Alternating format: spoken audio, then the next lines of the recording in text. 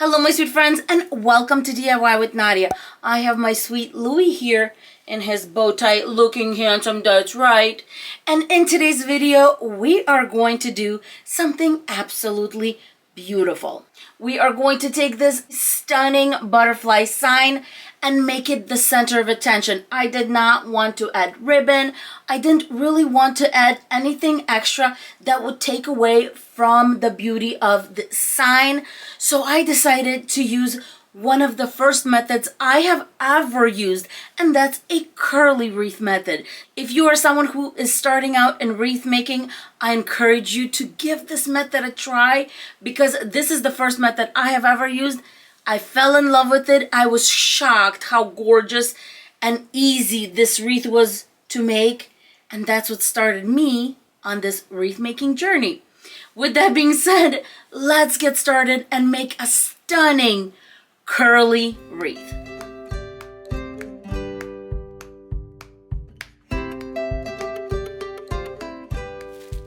Let's go over the supplies for this wreath. I'm going to be using 3 different rolls of Deco mesh. I have this peachy color, this lime green, and this gorgeous blue that I thought would work really nice with our gorgeous sign. All my Deco mesh is 10 inches in width by 10 yards in length. Then we're going to need some pipe cleaners. The sign that I'm going to be using is 10 inches in diameter. I'm also going to need some floral wire to attach the sign to our wreath form. I might add 1 or 2 of these butterflies. The orange one and the pink one matches the sign really nicely.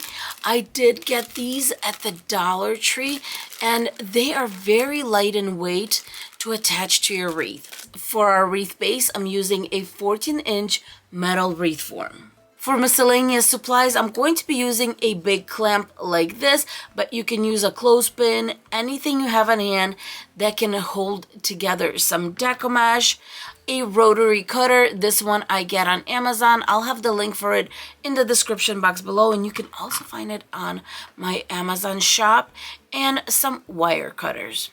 Next, we're going to cut up our Deco mesh, and each roll will be cut up into 10-inch strips. So you should have 36 strips per roll. And the easiest way to do it is just to overlap and start cutting. And then the beautiful peach. I'm going to even out the side, and then off I go, making 10-inch strips. And just like that, I'm going to put it in a laundry basket next to me to make things easier and to make sure all the Deco mesh is safe and not fraying too much. Next, I'm going to grab my pipe cleaners, fold them in half, and cut them. They're going to be 6 inches in length. And now I'm just going to fold them. This way it's easier just to grab it and put it straight onto our curl bundle. All my Deco mesh is cut up, and now I can start making my curls. I'm going to grab that clamp I had in the beginning, and I'm rolling these about 1 to 1.5 inches. Then I'm just going to clamp it, move on to my second color, and I like to cross them over like this. Clamp again. That's why you need a bigger clamp, because you're going to have at least 3 curls. If you're interested in doing this method using 4 curls, I'll attach a video so that you can take a look how I did that. And now I'm just going to take my pipe cleaner right in the center.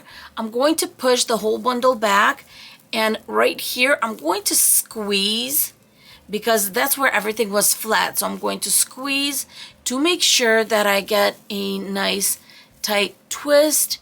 And look how fun these are. And you can put them on in any order you want. They don't need to be in any particular order. I just usually take my bundles apart and start rolling. And that's pretty much it when it comes to the little curl bundles. Here's my second color. Cross it over, and my third.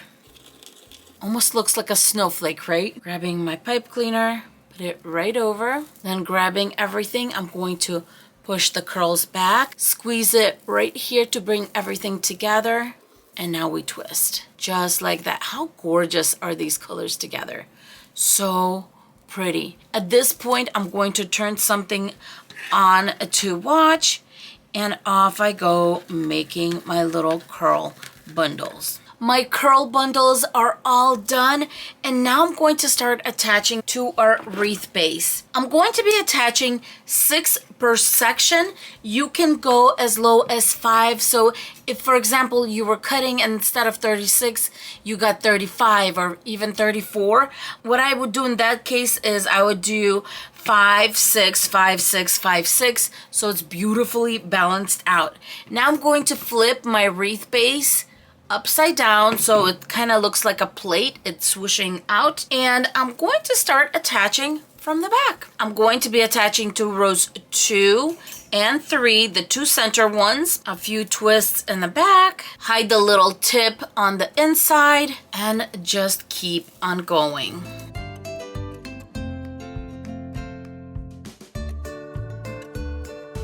I'm almost done completing my first section, and it's already starting to fill in really beautifully. Let's flip.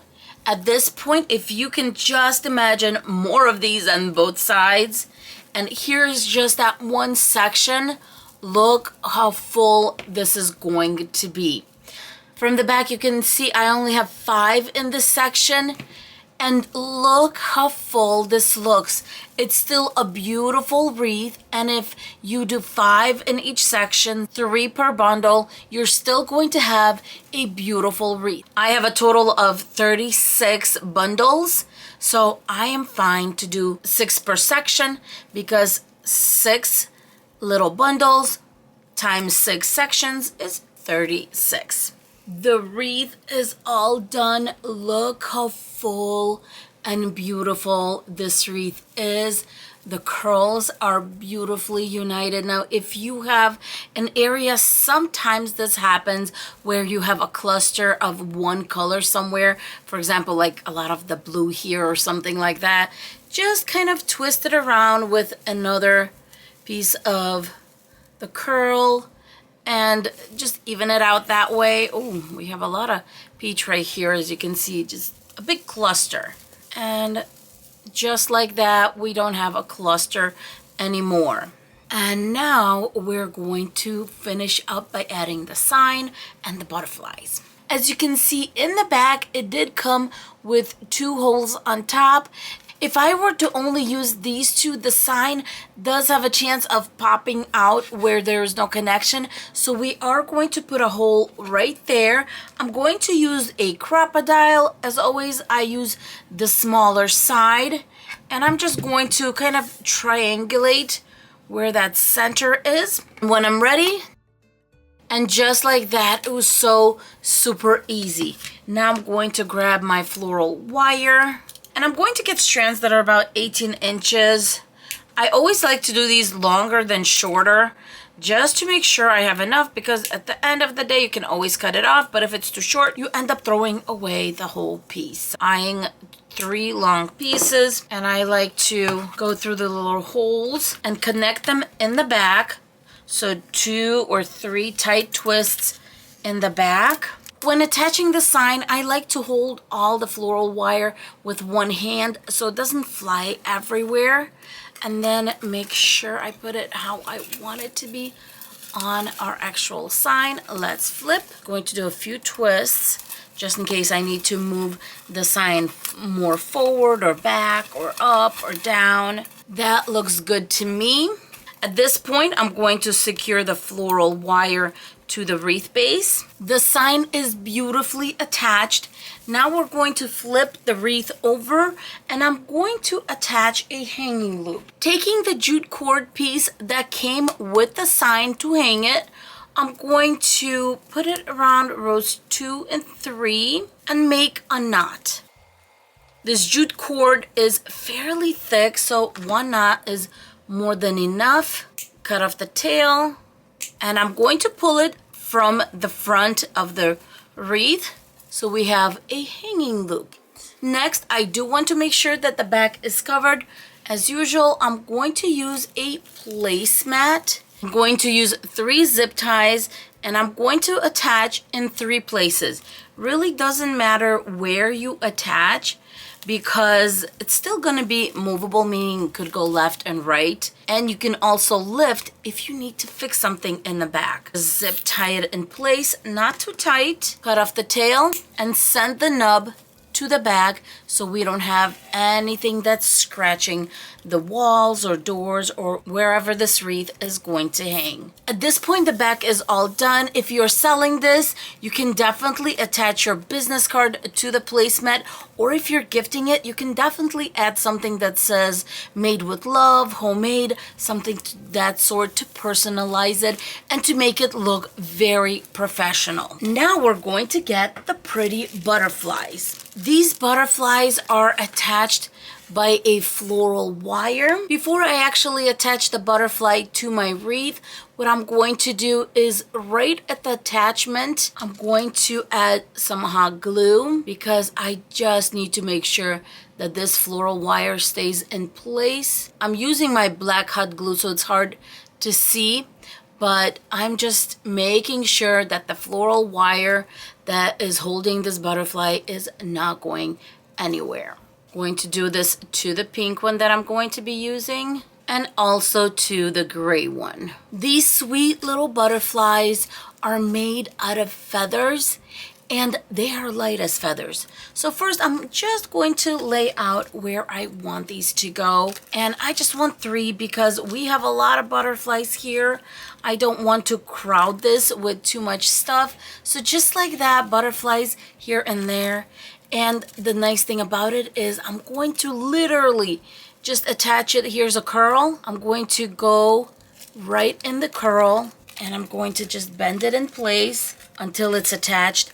I promise this is so light, it is not going to pull this curl down. It's just not, because it's that light. I hope you can see that I just wrapped it around, and this curl obviously is not 1 layer, it's like 2 layers where I attached it, and it's not going to move anywhere. It's very light. Next I'm going to attach my orange one, and I'm going to attach it to this lime green one, and same thing, I'm just going up and down with this floral wire to attach it. Here is the last butterfly that I'm using. It does have a little orange on it, and I thought it would just bring everything together. And I'm going to attach it to this peach curl, and same thing, I'm just twisting it around, and I promise you this little baby is going to stay in place. I thought the butterflies were such a great addition, and they literally look like they just landed on top of this wreath. Really pretty, really elegant, and a great example of how we can use an 8-inch sign and have it be the centerpiece and the focal point of a wreath.